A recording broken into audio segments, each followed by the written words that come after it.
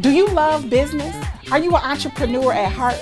Then come on down this Saturday to the MKE Business Now Entrepreneurship Summit from 10 a.m. to 2 p.m. at a new location, the MLK Elementary School on King Drive in Renton. The space will be filled with 25 or more different vendors from various organizations and departments to give you resources and information and answer questions that you may have about starting or sustaining and growing your small business. We also will have a series of workshops starting at 10:30 with a seat at the table, how to get a city contract. At 11:15, business basics, from idea to reality.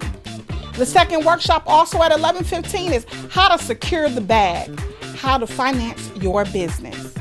And at 12 noon, we'll have power to the people, using social media to build your brand.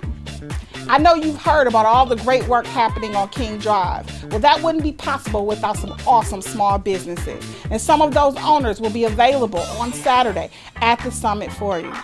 At 1 p.m., we'll feature a panel discussion moderated by Amanda Porterfield with local MLK Drive area business owners, like Q. Elamine, principal at Scott Crawford and co-founder of Young Enterprise Society. Yes.